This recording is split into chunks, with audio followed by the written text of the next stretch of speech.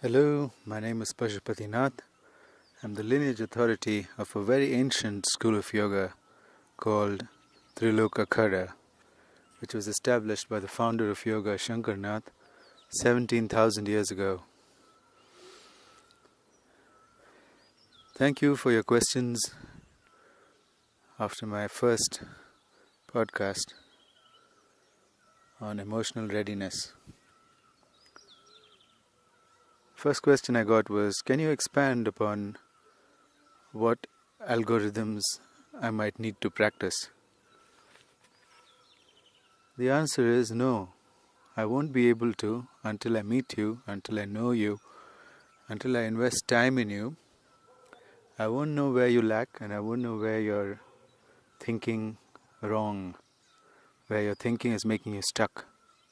So it's difficult for me to do that on a podcast. Get in touch with me and I'll be happy to help you out to understand what's happening. And since I have to invest time in you, of course, I will charge you. I can't make this for free. Anyway, my longevity course is probably the best course you could do to understand these things. And I'll be very happy to take you through any questions that you may have regarding the course. So please get in touch. You can email me at dailypashupati@gmail.com, DAILYPASHUPATI@gmail.com. Now, the next question I had was, I do a lot of things that I'm not emotionally ready for. So, how do I deal with the lack of emotional readiness? What do I do? Okay, I'm not sure exactly what you mean, because the podcast was about dealing with emotional readiness. But to give you an algorithm for that, it must begin with recognizing these things and making a ritual so that every minute that you're not, every half hour, beeper goes off and you check if you're emotionally ready or not. If you're not emotionally ready, you don't do it. You simply don't do it. You wait. Just like if it's night and you can't see the sun, you don't do anything. You just wait. But don't take action and inform the stakeholders. Have the guts to inform the stakeholders that you are not emotionally ready. Are they going to solve it?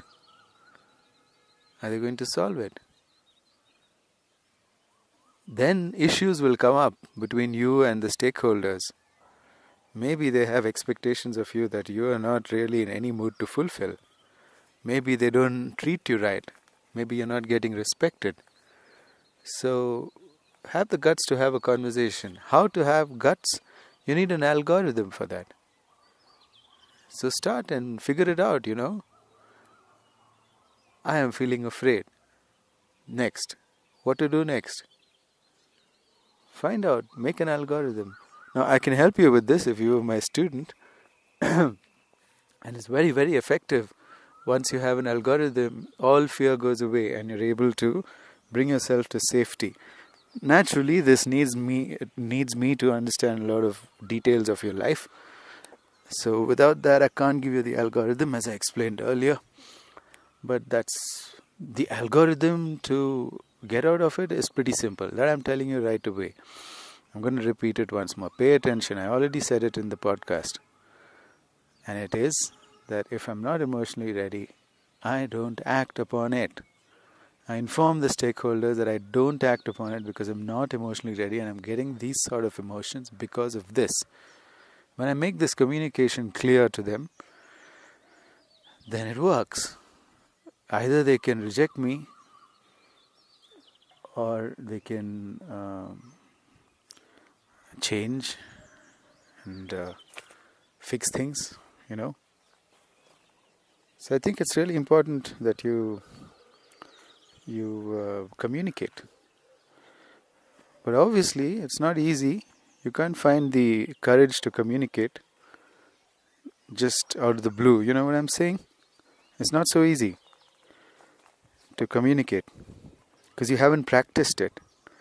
It's not a thing that you are trained for. And if you want me to train you for it, I'm happy to do so. Send me an email. Alright. And now I want to move on to the topic of today, which is a very important topic, a very underestimated skill. It's called discipline. We've heard this word tossed around very often, Like, it's so common that it's become, that you feel that you understand this word, but most people don't understand this word. Discipline is something nobody understands, you see. Now, the first thing to be disciplined is to open your eyes and look at the environment. It's so important. Did you know this was the first step of being disciplined? Nobody tells you this, right? People think being disciplined is making a timetable and sticking to it. There's more to it than that, because everything around you is dynamically shifting. Nothing happens the same way every day.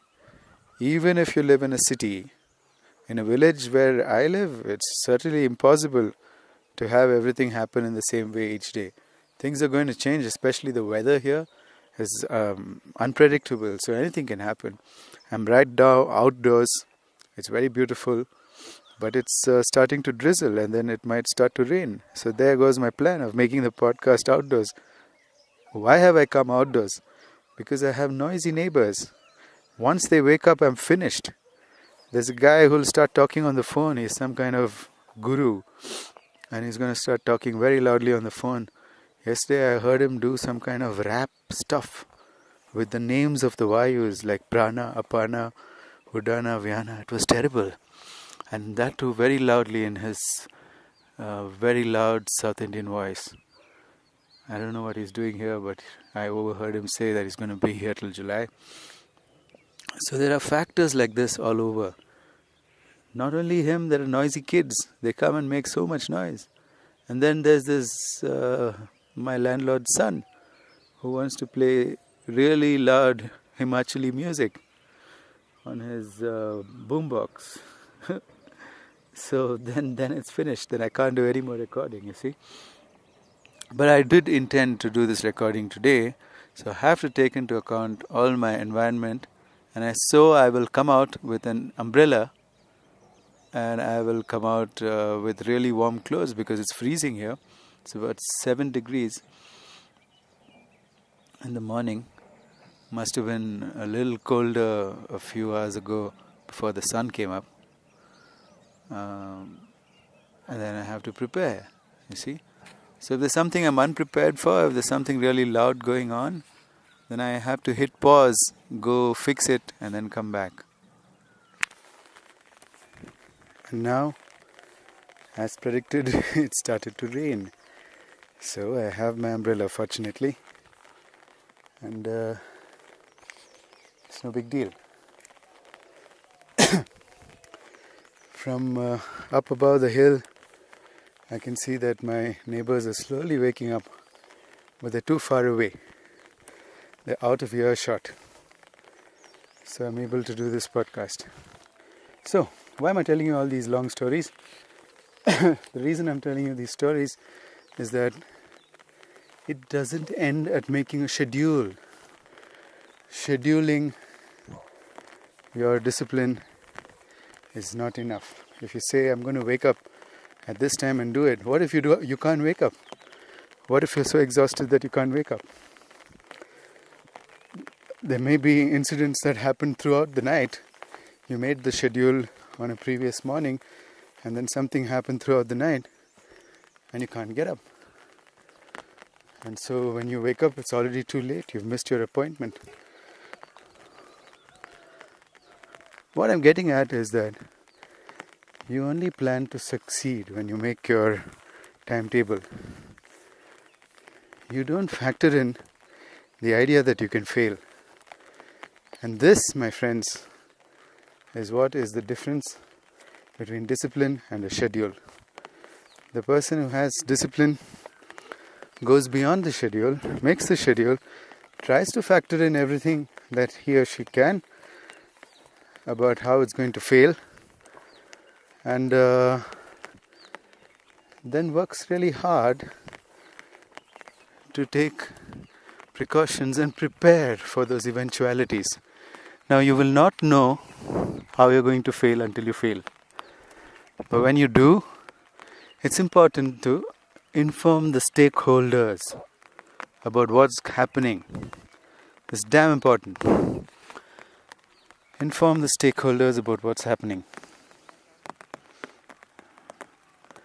And tell them that this is how you failed. So who are the stakeholders? Once you make your schedule, also make a list of your stakeholders. What it is. Right? I hope you're writing all this down. This is all really important. You're not going to get this information anywhere. Okay? You'll be surprised at the number of times I have to hit pause to make this podcast. So anyway, along with your schedule, you should make a tabular column and say who are the stakeholders. In case things don't go right, can you inform them? Who else is invested in this? Because they'll have some stake in solving the problem. You see, those people are called stakeholders. The people whom you're not finishing this affects. Who are they? So if you're in the service industry, that would be your client. If you're in the learning industry, that would be your students. If you're in the teaching industry, that would be your students. If you're a student, that would be your teachers. If it's family stuff, then it would be your family. Whatever you've written in there has a schedule for the next day. Now, does discipline mean that you have to have the same schedule every day? No, not at all. Not at all. You have to change your schedule according to what's going on in your life, right? Dynamically, you have to be ready to change it. So nothing is written in stone. But for example, if you want to be good at public speaking, then you have to put in about 10,000 hours of practice. Now, how are you going to do that? You practice an hour a day for 10,000 days, or you can practice 5 hours a day, and then it comes down to 1/5 of the time, which is still a lot of days, right? 1/5 of 10,000 is 2,000 days. It's many years before you become really good, right? But at 1,000 hours, you start to become somewhat decent at things. You become better than average. If you put in about 1,000 hours of practice, and if you're doing an hour a day, it's going to take 3 years to get good at anything. Okay, so now you realize that you really have to work hard to become genius master level, and to get mastery on something, you have to practice it for 10,000 hours. Alright? You just have to do it. You just keep repeating it. You want to be a blogger, you keep writing, you keep writing, you keep writing. You want to be an artist, you keep drawing, you keep drawing. But then, there are days where you're not emotionally ready, and for those days, you have to have an algorithm. Very important. If you don't have an algorithm, you're not going to get any place. And there are days where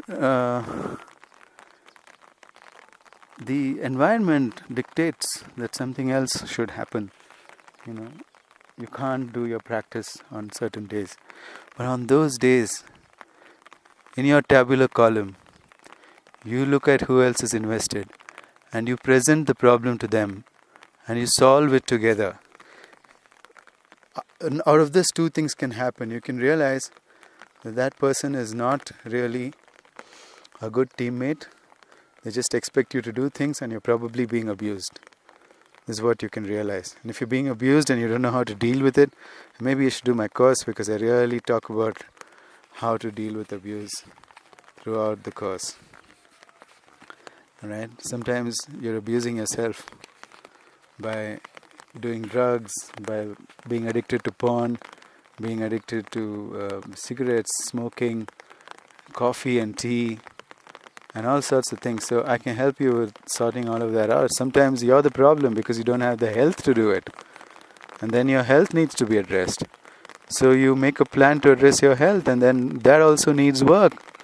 You need to put in 10,000 hours into understanding your health and to experimenting with it, to studying about it. So there's lots of scheduling that you need to do, okay? And the more you schedule things, the easier it is for you to fail. Because nature has other plans. Because maybe the internet just goes off. I mean, that happens in my valley a lot. Maybe just rains, like it's raining right now. And I am outdoors and I'm still doing the podcast because I have an umbrella. And I'm sitting under it on a rock. It's actually quite scenic and very beautiful, and I'm enjoying it. Yet I'm worried if my voice is going to be audible over the pitter-patter of the rain on the umbrella. But that's a risk that I'll have to take because I can't listen to it in the middle of the recording. So you see, there are lots of factors that happen around you, but if you've got discipline, you will keep learning from them. So discipline is failing, but failing enthusiastically so that you learn. Alright? And it's informing your stakeholders about what's going on. Right now you're the stakeholders of this podcast. So I'm taking the time to inform you what's going on. Similarly, you must go and inform everybody on real time what's going on with that thing that you plan together, that you plan to deliver. Very rarely do you have a goal in which you're not accountable to anybody else. And in those goals, the introverts succeed and the extroverts fail. The people who are all about themselves are called introverts. And they succeed in goals which involve only themselves. So that becomes their comfort zone, and then they don't want to make goals outside of that comfort zone because they get emotionally distressed if they do that. If you're one of those and you need some help, you should do my course. But if you have specific questions, I'm really happy to answer them. And if you're extroverted and your attention is always going outside, and then you have to do something like meditation, where you have to focus on the inside, you're going to find it really hard, okay? Where you only have to focus on yourself, and you can't distract yourself from all the shit that's going on inside you. And then you're having trouble with that, get in touch. I'm very happy to help you out. Okay. So, step number 2 is to make a list of the stakeholders. When you schedule and things go wrong, then you need somebody to inform, right? So that's why you put your stakeholders next to it. When you put your stakeholders next to what you intend to do, next to the schedule, each item in the schedule, then what you have is protection against failure. And you'll also have the ability now to examine what's going on in your life. Which means things that you were in denial of suddenly become clear. Oh, I'm really not interested in this damn thing. Why am I doing it? This is somebody else's expectation. And I'm not sure I want to live up to their expectation. I have my own expectations to live up to. So why would I take on somebody else's expectations and live up to that? You see, you can't live your life trying to satisfy other people's standards. You can only satisfy your standards, and making a schedule and putting your stakeholders next to it and then trying to think of an algorithm of what will happen if I present to them that I'm not emotionally ready. What will happen when you start thinking about this? You might realize how shitty the relationship is. Which is great. Which is really great. Sometimes when you make a schedule, you might understand that there are things you'd rather be doing than this. And it can iron out a lot of knots that you have inside of yourself. You set yourself up for all these knots. You set yourself up for different kinds of failures, by expecting to always succeed. It's almost guaranteed. Almost. I'm not saying it's 100% guaranteed, but it's almost guaranteed that you're going to fail the very first time you try something. You'll have to sit and schedule and keep trying it again and again until you succeed, So, you have to find out different ways. Now, when I'm outdoors here, there's another problem of curious villagers. They want to walk up to me and ask me what's up. So I've had to put this on pause, answer them, and then get on with the recording. There are also curious animals. There was a mongoose who was a little curious about what I'm doing. And then there's a dog who's curious about what I'm doing, you see. So, what I'm trying to tell you is, just giving you examples from my own life, I was almost guaranteed to fail at making this recording. You see? But I still am going to succeed at it because I'm getting good at anticipating what can be thrown at me from my environment and who are my stakeholders in this. I think of you guys and I want to give you some knowledge and I'm filled with enthusiasm to do it. And that's how I go by everything. I don't do things I'm not emotionally ready for. I'm sure as hell I'm emotionally ready to make this podcast today. And that's how it's getting done. Alright? Without any problems. Coordinating a million things. It's still getting done. Now, how am I this good at it? Because I've put in at least 1,000 hours of practice speaking, getting my ideas across, learning to express myself, learning the right way to speak so that things get communicated. It's not easy. You don't succeed on it the first time. The first time I gave a lecture, I ran out of the hall because I was so afraid of what to do. But I wanted to do it, so I went back again for another round. It's the same with martial arts. The first time I tried martial arts, I had my ass handed to me. And I got beaten up so bad. And then I went back again, and then when I had to learn a new martial art, for example, when I started to learn Brazilian Jiu-Jitsu with a striking background, and I had 10 years of striking, I was a great boxer and a great kickboxer. But it didn't work against the wrestlers. They would just take me to the ground and I didn't know what to do there. And they would finish me, and it was really embarrassing to admit that after 10 years I don't know anything about fighting. So then I had to learn it again, and I'd invested about 10,000 hours of practice in punching and kicking already, I'm sure. At least, if not 10,000, many thousands of years of practice. Hours of practice. And I had to just say, oh man, I didn't figure out what if I meet a wrestler. What am I going to do? Now I have to learn wrestling. So then I started learning wrestling from scratch as if I knew nothing. And that's how I got good at it. Now I'm so good at wrestling. And I'm good at striking. But if somebody comes at me with a weapon, then I had a problem. So then I had to learn about weapons. And then I had to learn about knives. And I spent a few years learning about knives. I learned Systema to deal with knives. And it's pretty effective. And then I learned a lot of Indian martial arts, which talk about nerve points and things like that. And then I got even better. So, even now, I don't think I've arrived as a martial artist. There are holes in my game, which I'm waiting to be shown. There are very few people who can show me the holes in my game. So I'm waiting for it. I don't know where to go to find out the holes in my game. But I sure as hell go and train with everybody. Now, most of the time, I overwhelm the person and they're not able to overwhelm me. It's been years now. I started learning at the age of 4. Now I'm 41, so it's been 37 years of learning martial arts.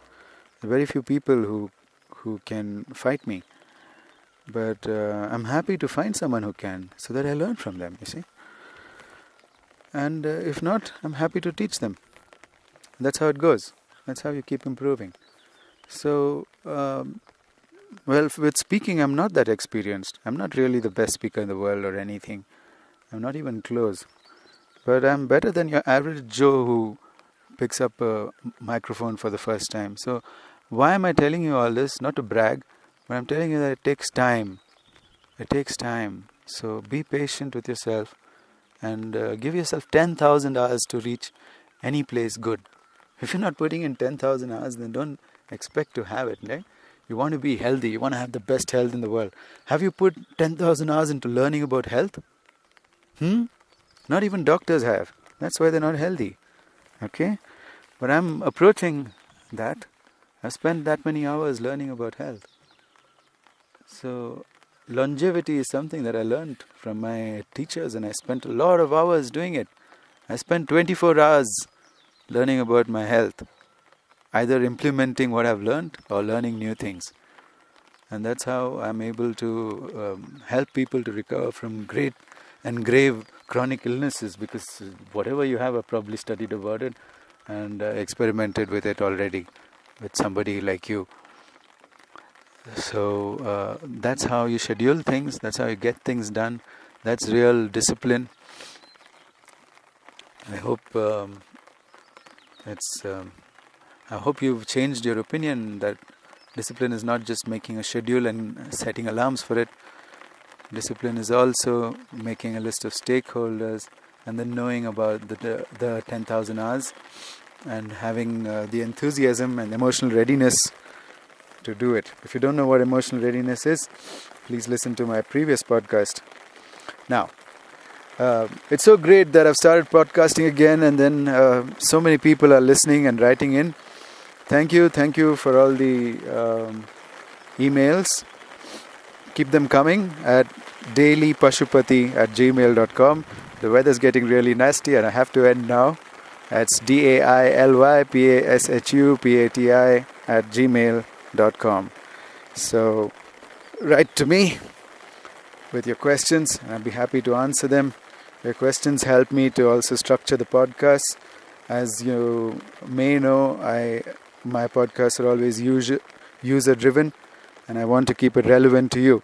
So the more you write in, the more relevant it's going to be to you. All right. That was fantastic. Thank you for listening. And I will see you soon. I can't say tomorrow, but as soon as I can. As soon as I figure things out here about how to give smooth and daily podcasts. It may be the alternate day Pashupati, but it's going to come to you. All right. Thanks a lot.